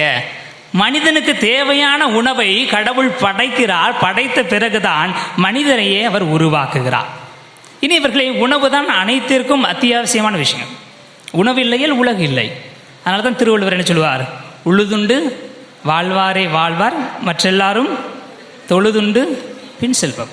தமிழர்களுடைய ஆகச் சிறந்த பண்பு விருந்தோம்பல். வந்த விருந்தினரை அனுப்பிவிட்டு வருகிற விருந்தினரை எதிர்நோக்கி காத்திருப்பர் தமிழர் என்று சொல்வார்கள். இனி இவர்களை அப்படிப்பட்ட கடவுள் உணவை படைக்கிறார். எனவே உணவு முக்கியம். உணவு இல்லாமல் ஒன்றும் இல்லை. உணவிற்கான விஷயங்களை நாம் எப்படி கையாள வேண்டும் என்பதை அடுத்த 2 வார்த்தைகள் நமக்கு சொல்லித் தருகிறது. உணவுக்கு அடுத்து நம்ம பெருசாக யோசிக்க வேண்டிய ஒன்றும் தேவையில்லை. உணவு தான் நமக்கான அடிப்படை விஷயம். அதனால தான் கடவுளே உணவாக வந்திருக்கிறார். பெத்லஹேம் அப்படின்னு என்ன அர்த்தம்? அப்பத்தின் வீடு. அப்பத்தின் வீடில் பெத்லஹேமில் கடவுள் எங்கு பிறக்கிறார்? தீவன தொட்டியில். தீவன தொட்டி எதனுடைய அடையாளம்? உணவினுடைய அடையாளம். சரிங்களா? நானே வானிலிருந்து இறங்கி வந்த உயிருள்ள உணவு. எனவே கடவுள் உணவு அடிப்படையாக இருக்கிறபடியால் தானே உணவாக வருகிறார். அந்த உணவை தினந்தோறும் நாம் கொண்டாட வேண்டும், தினந்தோறும் உண்ண வேண்டும் என்பதற்காகத்தான் இந்த திருப்பலியை அவர் ஏற்படுத்தி இருக்கிறார். இனி இவர்களை அன்றாட உணவை இன்று எங்களுக்கு தாரும் என்கிற இந்த வரிகளை கத்தோலிக்க திரு அவையினுடைய மறைக்கல்வி, catechism of the Catholic church, அது என்ன சொல்லுது அப்படின்னா, அன்றாட உணவை எங்களுக்கு தாரும் என்பது ஒரு அப்பத்தில் அனைவரும் பங்கெடுக்கக்கூடிய அந்த திருப்பலியை நான் காண்பதற்கான அறிகுறி என்று சொல்கிறார். இந்த திருப்பலி தான் ஆண்டவர் சொல்லுகிற உணவினுடைய அடையாளம் என்று மறைக்கல்வி நமக்கு கற்றுத் தருகிறது. இந்த உணவை குறித்து நம்ம என்னைக்கா கவலைப்பட்டிருக்கோமா? ஒரே ஒரு தடவை கவலைப்பட்டிருக்கோம். எப்போ? புது நன்மை வாங்குற அன்னைக்கு. ஏன்னா அப்பத்தையும் ரசத்தையும் சேர்த்து கொடுப்பாங்க. எல்லாரும் இது வரைக்கும் வாங்குறத பார்த்துருப்போம், நம்ம பார்த்ததில்ல. அதுக்கு நமக்கு கொடுக்க போகிறாங்க. 1 மாதம் கிளாஸு, என்னென்னையாவது படிச்சிருவோம், நமக்கு 2ம் கிடச்சிடணும். அன்னைக்கு ஒரு நாள் தான் அது எப்படி இருக்குமோ அப்படின்னு சொல்லி வரைந்து நிற்போம். இன்னும் போக மாட்டேக்கானே, பின்னாடியே நிற்கிறோமே அப்படின்னு சொல்லி நினச்சிருப்போம். வாங்கியிருப்போம். வாங்கின உடனே செவமா பண்ணுவோம், டேஸ்ட் நல்லா இருக்கா இல்லையா அப்படின்னு பாதி நேரம் முடிச்சிருப்போம். சரிங்களா? அந்த ஒரு கணத்தில் மட்டும்தான் நம்ம ரொம்ப பக்தியாக நற்கரணை வாங்கியிருப்போம். அதுக்கடுத்து எவ்வளோ பக்தியாக வாங்கியிருக்கோன்னு நினைக்கிறீங்க? திருவிழா காலத்துக்கு பூசைக்கு வருவோம். எப்படி நன்மை வாங்குவோம்? வாங்கிட்டு போய் உட்காருவோம். பாட்டு கிளாஸ் எப்படி பாடுத்தாங்கன்னு பார்ப்போம். சாமியார் எப்போ அனௌன்ஸ்மெண்ட்டில் எப்போ முடிப்பார், பூசை எப்போ முடியும், அவ்வளோதானே. நற்கரணை வாங்கியாச்சுன்னா பூசை எப்போ முடியும் தான் நம்ம கவனிச்சிட்ருப்போம். அப்படி தானே இல்லையோ? பெரும்பாலும் அப்படி தான். அந்த நற்கரணை பவனி வரைக்கும் வர மாட்டாங்க, டைம் முடிய மாட்டாங்க. நற்கரணை பவனி வந்துருச்சா பூசைன்னு காமனத்தில் முடிஞ்சிடும். யார் போன வந்து காமனத்தில் வீட்டுக்கு வந்துடுவேன், அவ்வளோதான் முடிஞ்சு. அப்போ அந்த அன்றாட உணவை நம்ம எப்படி பார்க்குறோம்? ஒரு கடமையாக வந்தோம், வாங்கிட்டோம், போயிட்டோம், அவ்வளோதான். அது நமக்குடைய உரிமை. வாங்கிடுவோம். போகலன்னா கடவுள் நம்மளை ஏற்றுக்க வரலன்னு தெரியல, சரி வாங்கிக்குவோம், பின்ன காசா பணமா, அப்படிதானே. இனிவர்களே, அந்த அன்றாட உணவை நம்ம எப்படி சரியாக புரிந்து கொண்டோமா? இல்லை. வீட்டில் ஒரு சாப்பாடு சாப்பிட்றோம், என்றைக்கா அந்த மணலில் சாப்பிட்ருக்கோமா? சரி என்னத்தையாவது சாப்பிடுவோம் அப்படின்னு நினச்சிருக்கோமா? உப்பு இருக்கா, உரப்பு இருக்கா, நல்லா இருக்குதா, அவருக்கு என்ன பிடிக்கும், இவருக்கு என்ன பிடிக்கும், பிள்ளைகளுக்கு என்ன பிடிக்கும், பிள்ளை எப்படியாவது 2 இட்லி சாப்பிட வைக்கணும்னா என்ன சட்னி வைக்கணும், அதெல்லாம் யோசிக்கிறோம். அப்படிதான். ஒரு சாதாரண உணவு, நம்முடைய உடலுக்கு வாழ்வு கொடுக்கிற, ஆற்றல் கொடுக்குற உணவை உண்பதற்கு எவ்வளவு தயாரிப்புகள். பசி எடுத்தால் தான் சாப்பிடணும், பசி எடுத்தால் நல்லா சாப்பிடணும்லாம் யோசிக்கிறோம். ஆனால் அந்த நற்கரணையை எடுக்கிற பொழுது எப்படி இல்லாமல் யோசிக்கிறோமா? யோசிப்பதில்லை. அன்றாட உணவை எங்களுக்கு தாருன்னு சொல்லி ஜெபிக்கிறோம். அந்த அன்றாட உணவை ஆண்டவர் தருகிற பொழுது அதை உணவு என்று கூட பல நேரங்கள் நாம் நினைப்பதில்லை. அப்போ அந்த உணவை குறித்த சரியான புரிதல் நமக்கு இல்லை. எனவே மறைக்கல்வி சொல்லி தருவது போல இந்த உணவை நாம் உண்ண வேண்டும். ஏனென்றால் இது எனக்கான உணவு மட்டும் அல்ல. அடுத்தவர் என்னது? அடுத்த வார்த்தை எங்களுக்கு தாரும். ஒரு அப்பத்தில் இருந்து அனைவரும் உட்கொள்கிறோம். இந்த நற்கருணை என்பது தனி மனிதனுடைய உடைமை அல்ல, அது பொது உடைமை. எனவே தான் இது உங்களுக்கான என் உடல் என்று சொல்லி குருவானவர் ஒரு அப்பத்தை எடுத்து அதை உடைத்து கொடுக்கிறார். அந்த அப்பத்தை தான் எல்லாரும் கொடுக்கிறாரா? அந்த அப்பத்தினுடைய அடையாளமாக மற்ற அப்பங்களை உங்களுக்கு கொடுக்கிறார், நற்கருணையை கொடுக்கிறார். அப்போ உடைக்கப்படுகிற நற்கருணை என்பது எனக்கான தனி மனித ஒருவனுக்கானது அல்ல, அது மற்றவர்களுக்கானது, எல்லாருக்குமானது. இது உங்களுக்காகவும் பலருக்காகவும் கொடுக்கப்படுகிற உணவு, கொடுக்கப்படுகிற இரத்தம். எனவே இனியவர்களே, இதுதான் கிறிஸ்தவ வாழ்க்கையினுடைய அடித்தளம். புனித அந்தோணியாரு என்ன சொல்லுவிய? எங்களுக்காக வேண்டிக்கணும். இறைவனின் அன்னையா புனித மரியாவே எங்களுக்காக வேண்டிக்கணும்.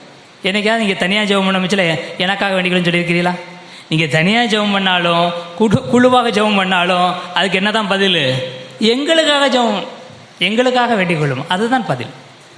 கிறிஸ்தவம் என்பதே இந்த குழுமத்தின் அடையாளம், ஒருமித்த தன்மையின் அடையாளம், மற்றவர்களையும் நான் உள்ளடக்கி இருக்கிறேன் என்பதற்கான அடையாளம். ஏனென்றால் அது கடவுள் தன்மை, தந்தை மகன் தூய ஆவி ஒரு கடவுள். நான் தனியாக இருக்கிறேன், ஆனால் இந்த திருச்சபையோடு இணைந்து இருக்கிறேன். எனவே தான் திருமுழுக்கிலே நாம் கிறிஸ்துவினுடைய உடையமாக மாறுகிறோம். கிறிஸ்துவனுடைய உடல் யார்? நாம் தான். நாமே திருச்சபை, கிறிஸ்துவனுடைய உடலின் உறுப்புகள். எனவே இனியவர்களே, நம்மால் தனித்து வாழ்ந்து விட முடியாது. தனித்து வாழ்கிறோம் என்று சொன்னால் அது அறிவீனமான செயல். பவுலடிகளார் அதனால் தான் சொல்லுவார், நான் கை, நான் அந்த உடலுக்கு சொந்தமில்லை என்று சொல்லி கை சொல்ல முடியுமா? நான் கால், இந்த உடலின் உறுப்புகளோடு எனக்கு தொடர்பில்லை என்று சொல்லி கால் சொல்ல முடியுமா? எல்லாம் ஒன்று மற்றொன்றோடு இணைந்து இருந்தால்தான் அது முழு உடல், இல்லை என்றால் அது ஊனம். எங்களுக்கு என்கிற மனப்பான்மை எனக்கு இல்லாமல் போய்விட்டது என்று சொன்னால் இந்த ஜெபத்தை சொல்வதில் ஒரு பயனும் இல்லை. கிறிஸ்தவம் என்பதை அடுத்தவர்களையும் முன்னிறுத்துகிற, அடுத்தவர்களையும் சேர்த்துக் கொள்ளுகிற ஒரு சமயம்.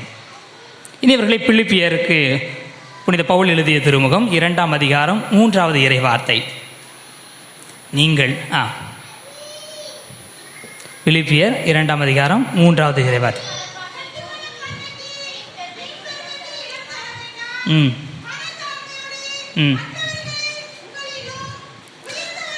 மற்றவர்களை உங்களிலும் மிகவும் உயர்ந்தவர்களாக கருதுங்கள்.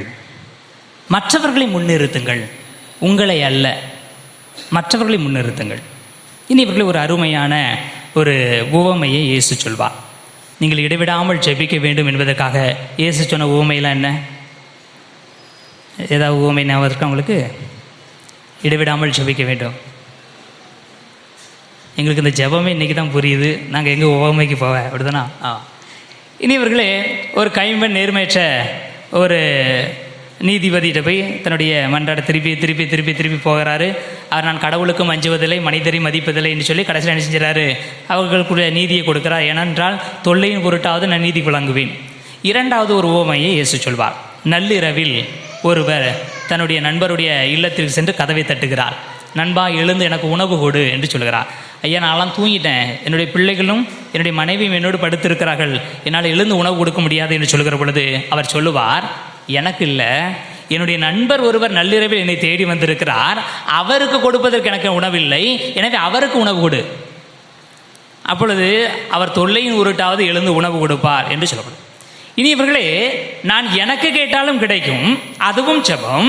நான் இன்னொருவருக்கு கேட்டால் அது நிச்சயமாக கிடைக்கும், அதுவும் ஜெபம். எனவே தான் இயேசு கிறிஸ்து தனக்காக வழக்காடுகிற ஒரு பெண்ணை, ஒரு கைம்பெண்ணை முன்னிறுத்துகிற பொழுது, இடைவிடாமல் ஜெபிப்பதற்கான அடையாளமாக நிறுத்துகிற பொழுது, நண்பருக்காகவும் இடைவிடாமல் ஜெபிக்கிற ஒரு மனிதரை முன்னிறுத்துகிறார். எனவே கிறிஸ்தவம் என்பது நான் என்னை மட்டும் முன்னிறுத்துகிற ஒரு சமயம் அல்ல, நான் மற்றவர்களையும் முன்னிறுத்துகிற ஒரு சமயம். கடவுள் ஒருவேளை தன்னை மட்டும் முன்னிறுத்தி இருப்பார் என்று சொன்னால், மனிதர்கள் பாவம் செய்த பொழுது அவர்களை முற்றிலுமாக அழித்துவிட்டு இன்னொரு மனித இனத்தை, ஒரு உலகத்தை அவர் உருவாக்கி இருக்க முடியும். ஆனால் அவர் அதை செய்யவில்லை. மனிதர்களை படைத்த கடவுள் எல்லாம் நல்லதென கண்டார் என்று சொல்லி தொடக்க நூலில் பார்க்கிறோம். 1 அதிகாரம் 36வது இறைவார்த்தையில் பார்க்கிறோம்.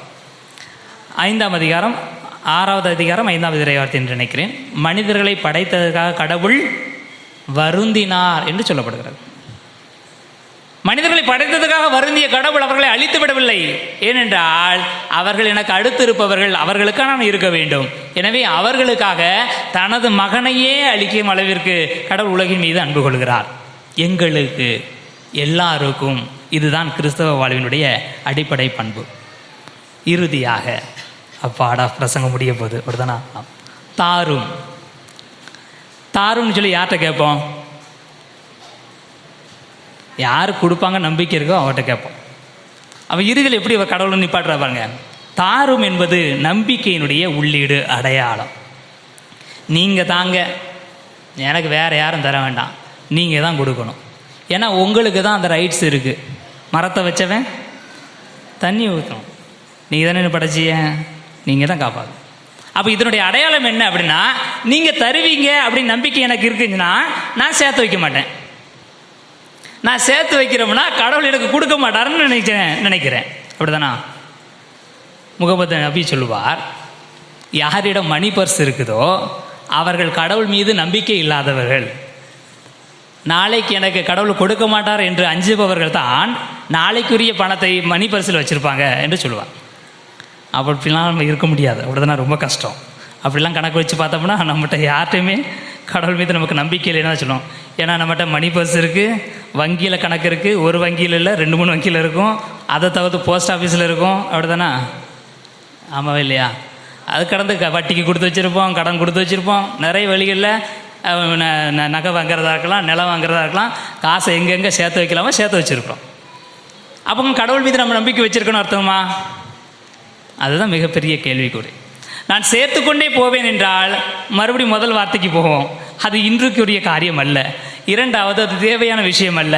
அது உணவை மையப்படுத்தியதல்ல, உணவை சேகரித்து வைத்து நாட்டம் எடுப்பதற்கு சமம். அது எங்களுக்கானதல்ல, எனக்கானது. அப்போ இந்த தாரும் அப்படிங்கிற ஒரு வார்த்தை மற்ற 4 வார்த்தைகளையும் கேள்விக்குறியாக்குகிறது. நான் கடவுளிடம் கேட்காமல் நீர் தாரும் என்று சொல்லாமல் எனக்காக நான் வைத்துக் கொள்வேன் என்று சொன்னால், எனக்காக நான் சேகரிப்பேன் என்று சொன்னால், கடவுள் எனக்கு தரமாட்டார் அப்படின்னு நான் நம்புவேன் என்று சொன்னால், கடவுள் தருவார் என்கிற நம்பிக்கை எனக்கு இல்லாமல் போகும் என்று சொன்னால், மற்ற 4 வார்த்தைகளையும் நான் பொய்த்து போக செய்கிறேன். இன்றுங்கிற வார்த்தையை பொய்த்து போக சொல்கிறேன், தேவையானதை நான் தாண்டி போகிறேன், உணவு போன்று எல்லாத்தையும் அழுகி நாற்றம் எடுக்க செய்கிறேன், எங்களுக்கு என்று எல்லாரையும் ஒதுக்கி வைத்துட்டு எனக்கு என்று முன்னிறுத்துகிறேன். அப்போ அந்த கடைசி வார்த்தையை நாம் சரியாக பயன்படுத்தவில்லை என்று சொன்னால், சரியாக வாழவில்லை என்று சொன்னால், அதில் இருக்கிற கடவுள் நம்பிக்கையை நாம் கைக்கொள்ளவில்லை என்று சொன்னால், மற்ற எல்லா வார்த்தைகளையும் நாம் சொல்லி முடிச்சிடுறோம். அதுதான் மையமான ஜபம். அப்படிதானே? விண்ணுலகில் இருங்க தந்தையனுடைய மையமான ஜபம். மையம் போயிடுச்சுன்னா, இப்போ இந்த பில்டிங்க்கு மையத்தில் ஒரே ஒரு தூண் தான் இருக்குன்னா வச்சுங்களேன், அந்த தூணை உடச்சிட்டிங்கன்னா அந்த பில்டிங்கே வம்பா போயிடும். அப்படி தானே? சிம்சனும் அப்படி தானே பண்ணார். சிம்சனுடைய கண்களை பறித்து மீண்டுமாக ஒரு முடி வளரும்போது என்ன செய்தார்? இந்த பெரிய மாளிகையினுடைய மையமான தூண் எது, அது பக்கத்தில் நிப்பாட்டுங்கன்னு சொல்லி அந்த தூணை தரிச்சு கொடுத்தாரு. எல்லாமே விழுந்து இருக்கிற மனிதர்கள் எல்லாம் இறந்து போகிறார்கள். அது மாதிரி மையமான இந்த வார்த்தையை, இன்று தேவையான உணவை எங்களுக்கு தாரும் என்கிற இந்த மையமான வார்த்தையை நம்ம சொல்லி முடிச்சிட்டோம்னா ஒட்டுமொத்த ஜெபமே முடிஞ்சிச்சு. எனவே இனியவர்களை, இந்த அடிப்படையான இந்த காரியத்தை நாம் சிந்திப்போம், இதை நம்முடைய வாழ்வாக மாற்றுவோம், கடவுள் மீது நம்பிக்கை கொள்வோம். கடவுள் நமக்கான உணவை ஒவ்வொரு நாளும் தருவார். இதிலிருந்து நம்முடைய தேவைகள், விருப்பங்கள், விண்ணப்பங்கள் அனைத்தையும் ஆண்டவர் பாதத்தில் எடுத்து வைப்போம்.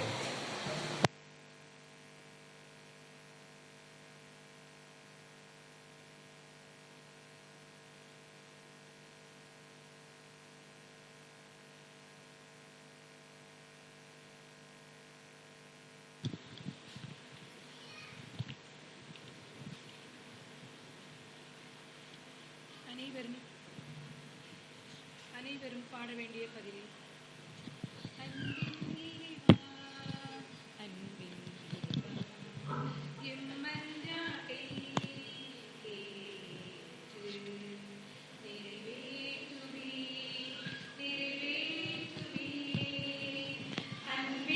இறைவா, அன்பின் இறைவா, எம்மன்றாட்டை ஏற்று நிறைவேற்றுவீர், நிறைவேற்றுவீர்.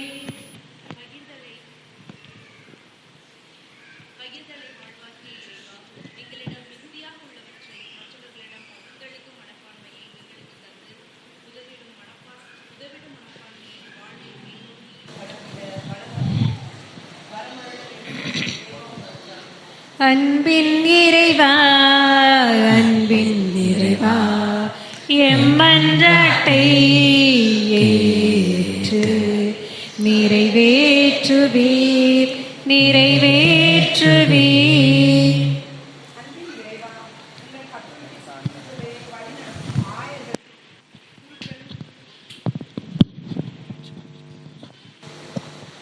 கத்தோலிக்க சபை திருச்சபையை வழிநடத்தும் ஆயர்கள், குருக்கள், அருட்சகோதரிகள் மற்றும் பொதுநிலையினர் அனைவரையும் ஆசீர்வதிக்க வேண்டும் என்று இறைவா உம்மை மன்றாடுகிறோம்.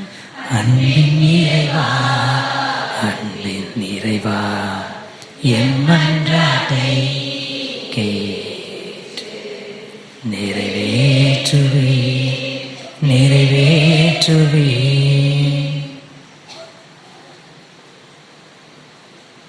என் பங்கில் உள்ள மாணவர்கள் கல்வியிலும் ஒழுக்கத்திலும் சிறந்து விளங்கவும், படித்த மாணவர்கள் நல்ல வேலைவாய்ப்பு பெற வேண்டியும் இறைவா உம்மை மன்றாடுகிறோம். இறைவா, இறைவா, என் மன்றாட்டை ஏற்று நிறைவேற்றுவீர், நிறைவேற்றுவீர். ஏழைகளுக்கு இறங்கும் இறைவா, எம் தாய் திருநாட்டில் உள்ள இந்த குடிமக்கள் அனைவரும் பசி, பட்டினி, நோய் நீங்கி செய்யும் தொழிலில் முன்னேற்றம் பெற வேண்டி இறைவா உம்மை மன்றாடுகின்றோம். அன்பின் இறைவா, அன்பின் இறைவா, என் மன்றாட்டை ஏற்று நிறைவேற்றுவீர், நிறைவேற்றுவீர். வாழ்வளிக்கும் வள்ளலே எம் இறைவா, எம் பங்கில் நடைபெறும் திருவிழாவை நல்ல கால சூழ்நிலையோடு அமைத்து தந்து சிறப்பாக வழிநடத்த உம்மை மன்றாடுகிறோம்.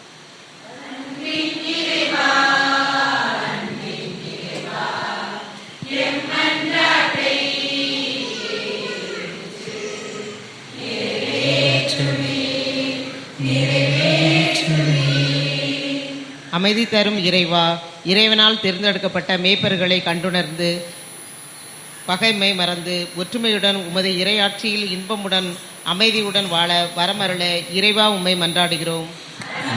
நிறைவா நிறைவா என் மன்றாட்டை ஏற்று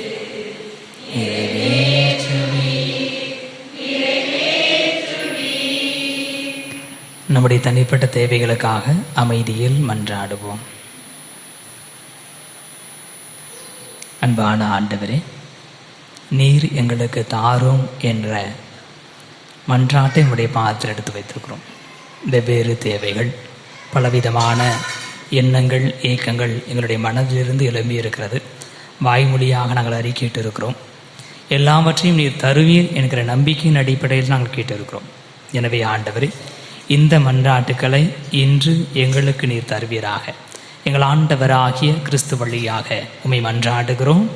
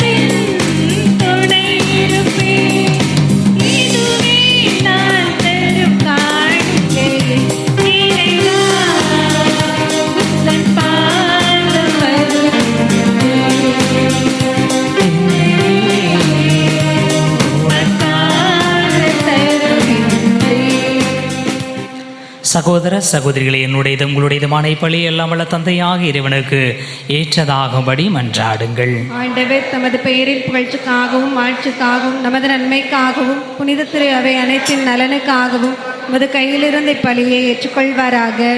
ஆண்டவரே, உம்மோடு மனிதரை ஒப்புரவாக்கும் இப்பலி பொருளை நாங்கள் உமக்கு ஒப்பு கொடுத்து உம்மை பணிவுடன் வேண்டுகின்றோம். ஒற்றுமை அமைதியாகிய கொடைகளை மக்கள் இனத்தார் அனைவருக்கும் திருமகனே கொடுத்தருள்வாராக. என்றென்று வாழ்ந்து ஆட்சி செய்கின்ற அவர் வழியாக உம்மை மன்றாடுகிறோம். ஆண்டவர் உங்களோடு இருப்பாராக.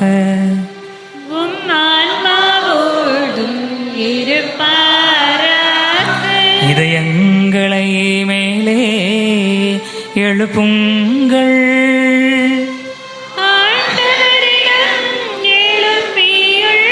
நம் இறைவனாகிய ஆண்டவருக்கு நன்றி கூறுவோம்.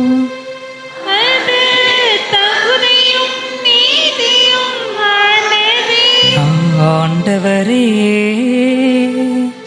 தூயவரான தந்தையே, என்றும் உள்ள எல்லாம் வல்ல இறைவா, எங்கள் ஆண்டவராகிய கிறிஸ்து வழியாக எந்நாளும் எவ்விடத்திலும் நாங்கள் உமக்கு நன்றி செலுத்துவது மெய்யாகவே தகுதியும் நீதியுமாகும். எங்கள் கடமையும் மீட்புக்கு உரிய செயலுமாகும்.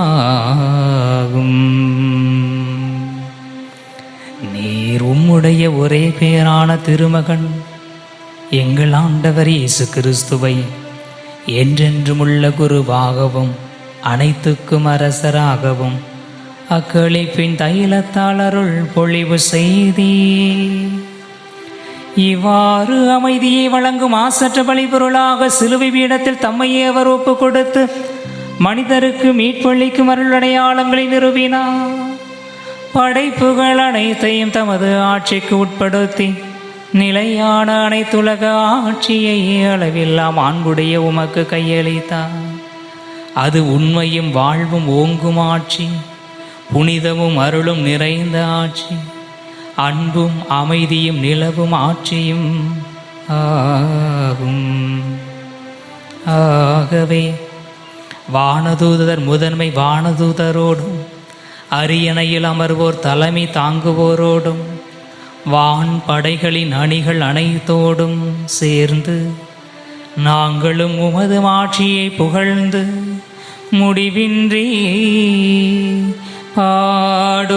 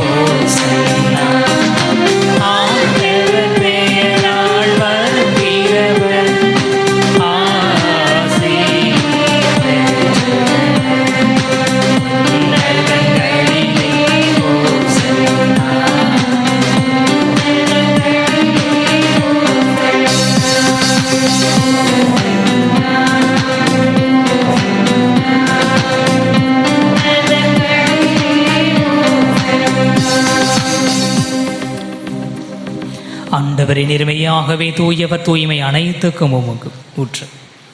ஆகவே உம்முடைய ஆவியை பொழிந்து காணிக்கைகளை தூய்மைப்படுத்த வேண்டுகிறோம். இவ்வாறு எங்கள் ஆண்டவர் இயேசு கிறிஸ்துவின் உடலும் இரத்தமுமாக எங்களுக்கு இவை மாறுபனவாக. அவர் பாடுபட உளம் கனிந்து தம்மை கையளித்த போது அப்பத்தை எடுத்து நன்றி செலுத்தி அதை பெற்று தம் சீடர்களுக்கு அளித்து கூறியதாவது: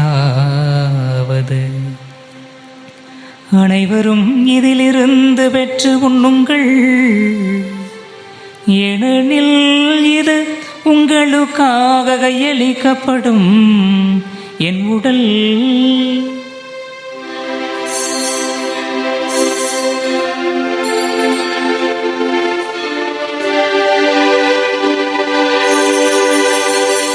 அவ்வண்ணமே இரவு விருந்தை அருந்தியபின் கிண்ணத்தையும் எடுத்து மீண்டும் உமக்கு நன்றி கூறி தம் சீடர்களுக்கு அழைத்து அவர் கூறியதாவது: அனைவரும் இதிலிருந்து பெற்று பருங்கள், ஏனெனில் இது புதிய நிலையான உடன்படிக்கைக்கு உரிய என் இரத்தத்தின் கிண்ணம். இது பாவ மன்னிப்புக்கென்று உங்களுக்காகவும் பலருக்காகவும் சிந்தப்படும். இதை என் நினைவாக செய்யுங்கள்.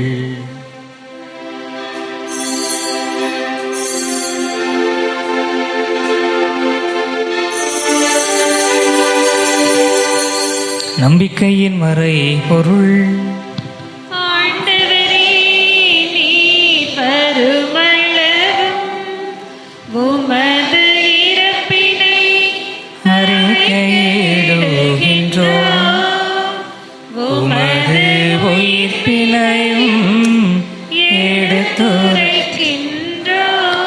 ஆகவே ஆண்டவரை நாங்கள் கிறிஸ்துவின் இறப்பினையும் உயிர்ப்பினையும் நினைவு கூர்ந்து வாழ்வதரும் அப்பத்தையும் மீட்பளிக்கும் கிண்ணத்தையும் மக்கு ஒப்புக் கொடுக்கின்றோம். திருமண் என்ற மக்கு ஊழியம் புரிய தகுந்தவர்களின் எங்களை ஏற்றுக்கொண்டிருந்த எனவே மக்கு நன்றி செலுத்துகிறோம். மேலும் கிறிஸ்துவின் உடலிலும் இரத்தத்திலும் மக்கு கொள்ளும் எங்களை தூய ஆவியார் ஒன்று சேர்க்க வேண்டுமென உமை தாழ்மையுடன் மன்றாடுகிறோம். ஆண்டவரே, உலகெங்கும் பரவியிருக்கிற நம்முடைய திரு அவையை நினைவு கூர்ந்தருளும். எங்கள் திருத்தந்தை பிரான்சிஸ், எங்கள் ஆயர் அந்தோணிசாமி, எல்லா திருநிலையினர் ஆகிய அனைவரோடும் இன்றைய நாளை சிறப்பு செய்கிற சலைத் மாதா அன்பியத்தை சார்ந்த குடும்பங்கள் ஒவ்வொருவரையும் ஆண்டவர் ஆசிர்வதிக்கும்படியாகவும், மேலும் திருவாளர் சார்லஸ் மரிய வாக்கியமுடைய குடும்பத்திற்காகவும், திருவாளர் மிக்கேல் துரைராஜ் ராஜேஸ்வரி பிறந்தநாள் காணுகிற அன்பு மகன் ஞானசேகரன் மற்றும் திருவாளர் நசரேன் மாலா அன்பு பிள்ளைகள் குலோத்தில்லா யாழினி மற்றும் திருவாளர் செல்வராஜ் ஞானமணி, திருவாளர் Raja Manirose, Johnson Jana, Selvanthoni, Annasundari, Siva Alex, Janet Abi, Joel Philip, Roslin Jessie, Meshach, Anthony Xavier, Pushvalatha குடும்பங்களை நீர் ஆஸ்வதிப்பீராக. எங்கள் ஒவ்வொருவரையும் அன்பில் நிறைவு பெறச் செய்தருளும். மேலும் உயிர்த்தெழும் நம்பிக்கையுடன் எதிர்கொள்ளும் துயில் கொள்ளும் எங்கள் சகோதர சகோதரிகளையும் இறந்தோர் அனைவரையும் இரக்கத்துடன் நினைகூர்ந்து உமது திருமுக ஒளியினுள் ஏற்றருளும். எங்கள் அனைவர் மீதும் இரக்கமாயிரும். கடவுளின் கன்னித்தாயான புனித மரியா, அவருடைய அன்பு கணவரான புனித யோசேப்பு, புனித திருத்தூதர்கள், உலகத்தின் இரட்சகரும் உலகத்தின் மீட்பருமான எங்கள் கிறிஸ்து அரசர், இவ்வுலகில் உமக்கு உகந்தோராய் இருந்தோர் ஆகிய புனிதர் அனைவருடனும் நாங்கள் நிலை வாழ்வில் பங்கு கொள்ளும் தகுதி பெற்று திருமகன் இயேசு கிறிஸ்து வழியாக உம்மை புகழ்ந்தேத்தும் வரமருள உம்மை மன்றாடுகின்றோம்.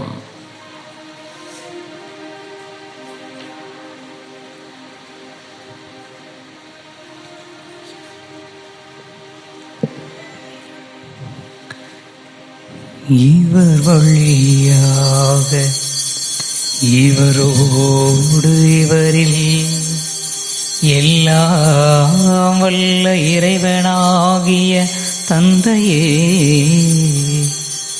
தூயாவியாரின் ஒன்றிப்பில் எல்லா புகழும் ஆட்சியும் என்றென்றும் உமக்கு உரியதே. ஆமென், ஆமென், ஆமென். மீட்பரின் கட்டளையால் கற்பிக்கப்பட்டு இறைபடைப்பினையால் பயிற்சி பெற்ற நாம் துணிந்து மன்றாடுவோம். இருக்கிற எங்கள் தந்தையே, மது பெயர் தூயதென போற்ற பெறுக, மது ஆட்சி வருக, மது திருவிழம் நிலையில் நிறைவேறுவது போல மண்ணுலகிலும் நிறைவேறுக. எங்கள் அன்றாட உணவை இன்று எங்களுக்கு தாரும். எங்களுக்கு எதிராக குற்றம் செய்வோரை நாங்கள் மன்னிப்பது போல எங்கள் குற்றங்களை மன்னியும். எங்களை சோதனைக்கு உட்படுத்தாதையும் தீமையிலிருந்து எங்களை விடுவித்தருளும். ஆண்டவரே, தீமை அனைத்திலும் இருந்து எங்களை விடுவித்து எங்கள் வாழ்நாளில் அமைதியை கனிவுடனருள உம்மை மன்றாடுகிறோம். உமது இரக்கத்தின் உதவியால் நாங்கள் பாவத்திலிருந்து எப்போதும் விடுதலை பெற்று யாதொரு கலக்கமும் இன்றி நலமாயிருப்போமாக. நாங்கள் எதிர்நோக்கி இருக்கும் பேரின்பத்துக்காகவும் மீட்பராகிய இயேசு கிறிஸ்துவின் வருகைக்காகவும் காத்திருக்கின்றோம். ஆட்சியும் வல்லமையும் மாட்சியும் என்றென்றும் உமதே. ஆண்டவரே இயேசு கிறிஸ்துவை, அமைதியை உங்களுக்கு விட்டு செல்கிறேன், என் அமைதியை உங்களுக்கு அளிக்கின்றேன் என்று திருத்தூதர்களுக்கு மொழிந்தீரேன். எங்கள் பாவங்களை பாராமல் உமது திரு அவையின் நம்பிக்கையை கண்ணோக்கி உமது திருவுளத்திற்கு ஏற்ப அதற்கு அமைதியையும் ஒற்றுமையையும் அளித்தருள்வீராக. என்றென்றும் வாழ்ந்து ஆட்சி செய்கின்றவர் நீரே. ஆமென். ஆண்டவருடைய அமைதி உங்களோடு என்றும் இருப்பதாக.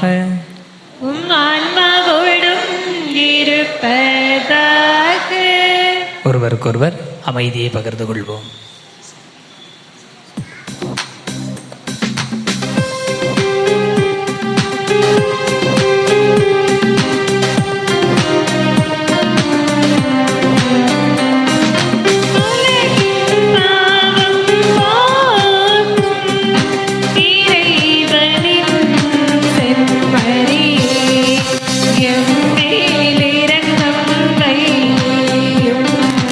எம்மேல்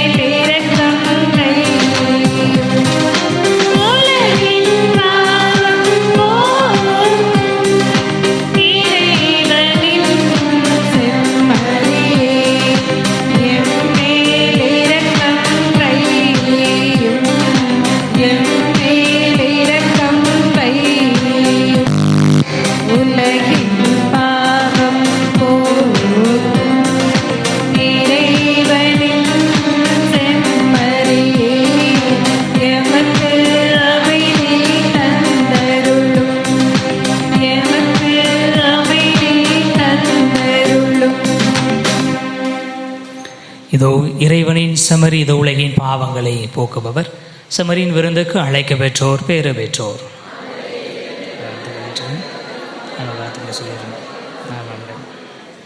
கிறிஸ்துவின் திருவுணவு நமக்கு நிலை வாழ்வளிப்பதாக.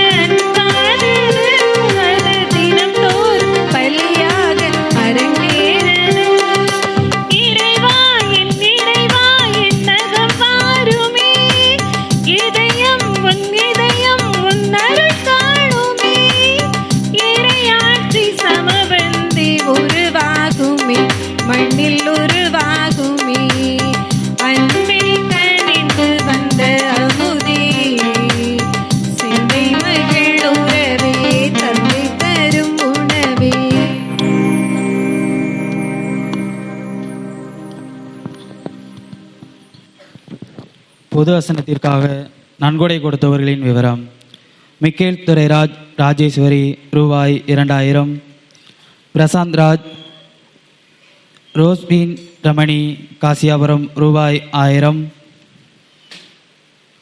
ஜேக்கப் சந்திரமோகன் ஜெசிந்தா ரூபாய் 2000, வசந்தகுமார் ஜானட் ரூபாய் 1000, மணிக்குமார் ராம்நகர் ரூபாய் 2000, மனுவேல் சேசு மும்பை ரூபாய் 1000. ஆண்டவர் இயேசுவில் என் அன்பிற்குரிய சகோதர சகோதரிகளை, உலக மீட்பர் நம் ஆண்டவர் இயேசுனுடைய 6வது நாள் திருவிழாவிலே நாம் மகிழ்வோடு ஒன்று கூடி வந்திருக்கிறோம்.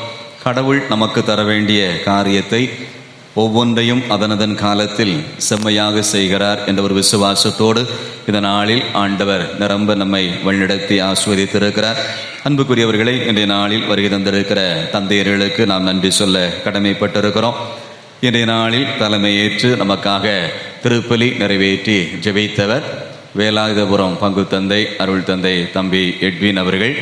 தந்தை அவர்கள் நம்முடைய பங்கிற்கு புதிதானவர் அல்ல, ஏற்கனவே சகோதரராக இருக்கிற போதே நம்முடைய மக்களோடு நெருங்கி பழகியவர், அருமையான இசை மீட்டக்கூடியவர், நன்றாக பாடல் சொல்லி கொடுக்கிறவர். கடந்த வாரத்திலும் நம்முடைய பாடகர் குழுவிற்கு பாடல் சொல்லிக் கொடுக்க ஒரு நாள் தந்தை அவர்கள் வருகை தந்தார்கள். நம் மீது கொண்டிருக்கிற அன்பின் நிமித்தம் சொன்ன உடனேயே வருகை தந்து நமக்காக அந்த காரியத்தை செய்து கொடுத்தார்கள். இந்த நாளிலே நம்முடைய அழைப்பை ஏற்று வருகை தந்து நமக்காக திருப்பலி நிறைவேற்றி ஜெபித்திருக்கிறார்கள். அன்பு அருள் தந்தை எட்வின் அவர்களுக்கு நம்முடைய ஆலங்குளம் பங்கிறை மக்கள் சார்பாக நன்றிகளையும் பாராட்டுகளையும் இந்த பொன்னாடை பொருத்தி நாம் தெரிவித்துக் கொள்கிறோம். இன்றைய நாளில் சிறப்பான விதத்திலே நம்முடைய மகிழ்வில் பங்கெடுக்க வந்திருக்கிற அன்பு அருள் தந்தை காட்சன், நம்முடைய உறவினர் திருமதி டாலி ஆனந்த் அவருடைய சகோதரர், இந்த நாளில் நமது மகிழ்விலே அவர்கள் பங்கெடுக்க வந்திருக்கிறார்கள். தந்தை அவர்கள் கோட்டார் மறை மாவட்டத்தில் இருக்கிற திரு நயினார் குறிச்சி அப்படிங்கிற ஒரு பங்கில் அவர்கள் பணியாற்றுகிறார்கள். இந்த நாளில் வருகை தந்து நம்மோடு இருப்பது நமக்கு மகிழ்ச்சியான காரியம். தந்தை அவர்களையும் ஆலங்குளம் நம்முடைய இறைமக்கள் சார்பாக வாழ்த்துகிறோம், பொன்னாடை போர்த்தி அவர்களுக்காகவும் ஜெபிக்கிறோம்.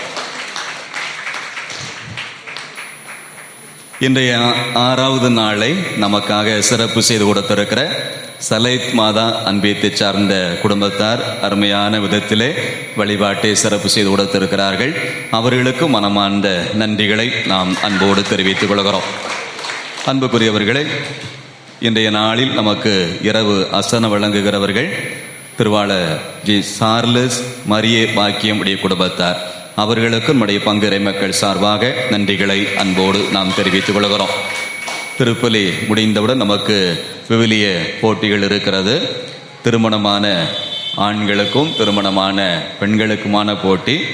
எல்லோரும் பங்கெடுக்க வேண்டும் என்று நான் விரும்புகிறேன். ஆகவே திருமணமான ஆண்கள் திருமணமான பெண்கள் முழுமையாக பங்கெடுக்க உங்களை நான் அன்போடு கேட்டுக்கொள்கிறேன். நேற்றைய நாளின் மறையுரையிலிருந்து 3 நபர்களுக்கு இப்பொழுது தந்தை அவர்கள் பரிசு வழங்குவார்கள்.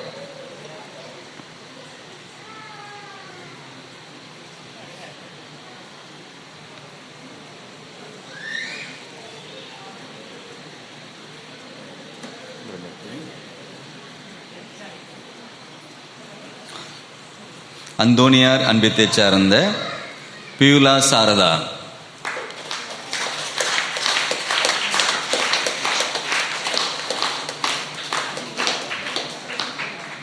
பேதுரு அன்பியத்தை சார்ந்த சார்லஸ். அசனம் கொடுக்கிறவருக்கே இன்னைக்கு வந்திருக்கு. மின்னல் மாதா அன்பியத்தை சார்ந்த கப்ரியேல் சாமுவேல்.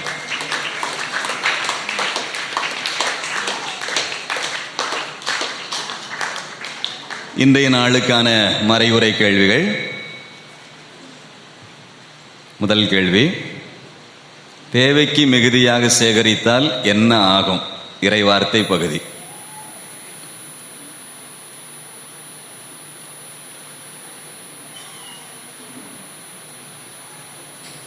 இரண்டாவது கேள்வி,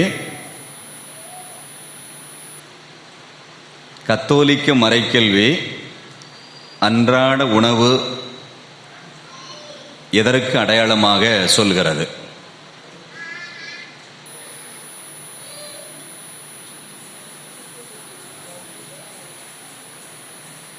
மூன்றாவது கேள்வி, கிறிஸ்தவம் என்பது யாரை முன்னிறுத்துவது?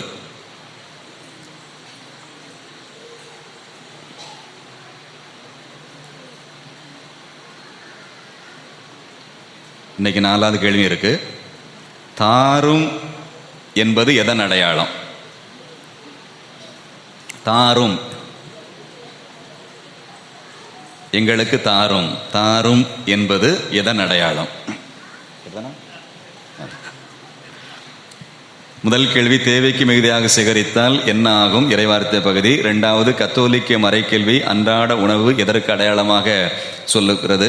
கிறிஸ்தவம் என்பது யாரை முன்னிறுத்துவது? நான்காவது, தாரும் என்பது எதன் அடையாளம்?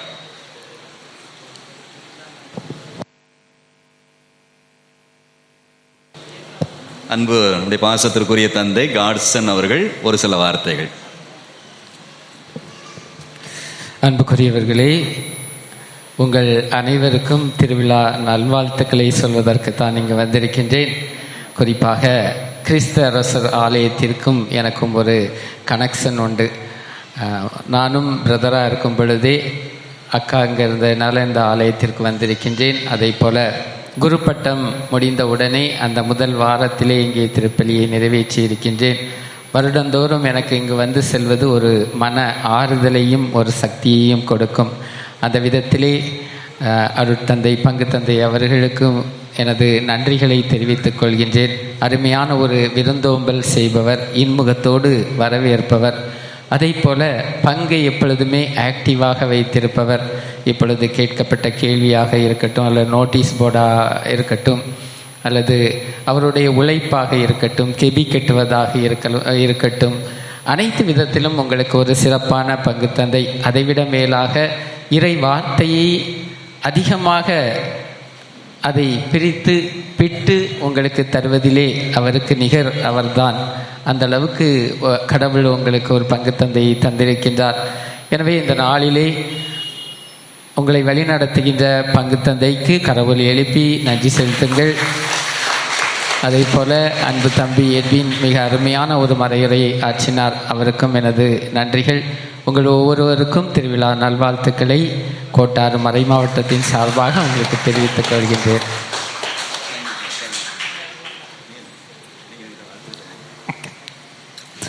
நன்றி கூறி மன்றாடுவோமாக.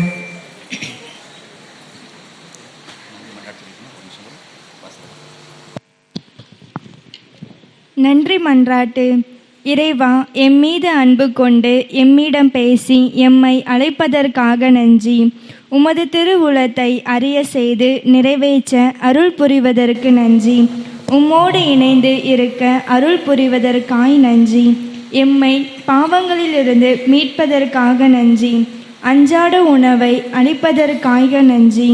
எம் நன்றிகளை உன் பாதம் சமர்ப்பித்து என்றும் உம்மோடு இணைந்து உமது திருவுளம் நிறைவேற்றி உமக்காக உழைத்து அருள் பொழிவு பெற்றவர்களாக அர்த்தமுள்ள வாழ்வு வாழ வரம் அருள உலக மீட்பர் இயேசு கிறிஸ்து வழியாக உம்மை மன்றாடுகின்றோம். ஆண்டவரே, சாகா வரம் தரும் உணவை உட்கொண்ட நாங்கள் உம்மை வேண்டுகிறோம்.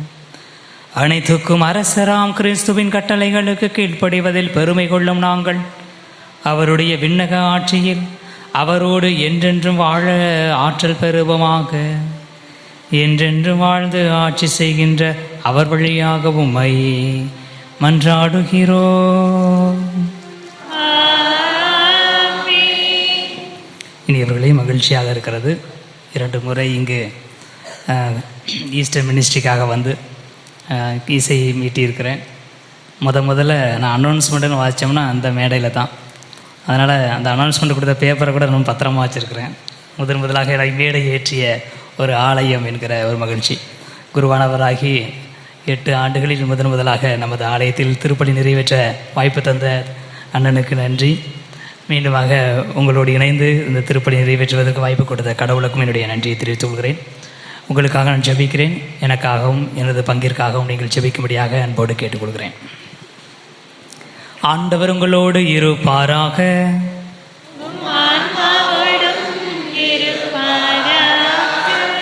எல்லாம் வல்ல இறைவன் தந்தை மகன் தூய ஆவியார் உங்களுக்கு ஆசி வழங்குவாராக. சென்று வாருங்கள், திருப்பலி நிறைவேறிற்று.